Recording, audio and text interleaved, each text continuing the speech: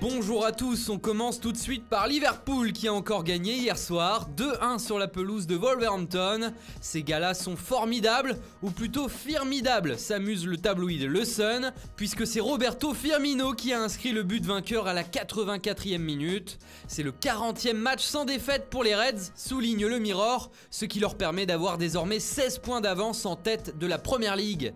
À la une du Sun, on voit aussi que Bruno Fernandes s'éloigne de Manchester United. Son club, le Sporting Lisbonne, a de nouveau rejeté l'offre des Red Devils, jugée insuffisante. Les Mancuniens, justement, avec à leur tête Ole Gunnar Solskjaer, sont au plus mal.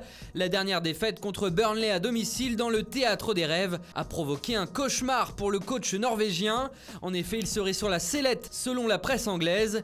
Il aurait été prévenu, les prochains matchs seront décisifs pour son futur. 5e de Premier League et encore engagé dans 3 autres compétitions, les Red Devils vont devoir prouver dans les prochaines semaines.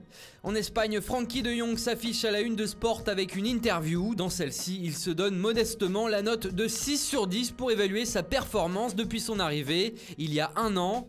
Mais sur le journal catalan, on y retrouve surtout notre Frenchie Olivier Giroud, véritable star de ce mercato d'hiver. En difficulté à Chelsea, le buteur tricolore devait rebondir à l'Inter, mais les Italiens tardent à le recruter.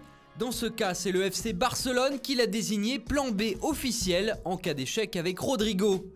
Puisque l'attaquant de Valence qui fait ici la une de Mundo Deportivo devrait devenir Blaugrana dans les prochains jours, et je dis bien devrait, puisque rien n'est encore fait, les négociations restent difficiles avec le club valencien, et c'est bien pour cette raison que les journaux catalans forcent avec Olivier Giroud ces derniers jours, qui serait à la surprise générale un potentiel futur attaquant barcelonais aux côtés d'Antoine Griezmann. À Madrid, As n'en revient pas, c'est une défaite historique qu'a subi l'Atlético de Madrid hier soir, éliminé dès les 16e de finale de la Coupe du Roi par la modeste formation de la Cultural Leonesa, pensionnaire de 4e division espagnole. C'est entièrement ma responsabilité, a déclaré l'entraîneur Diego Simeone après la rencontre. Et puis vous le voyez tout en haut, Mbappé refait surface à la une de la presse madrilène. As remarque qu'il n'a pas prolongé son contrat avec le PSG et que c'est un clin d'œil évident pour le Real Madrid.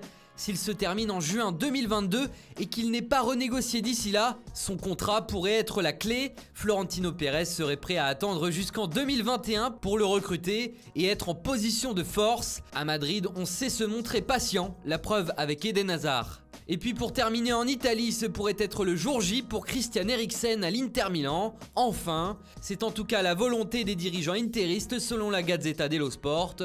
Dans le même temps, Naples pourrait perdre Dries Mertens, courtisé par Monaco. Le Corriere dello Sport explique que les Monégasques offrent aux Belges un meilleur salaire que le Napoli, puisque Mertens n'a plus que 6 mois de contrat qui le lie à Naples. Voilà, c'est tout pour aujourd'hui. Bonne journée à tous et à très vite sur Foot Mercato.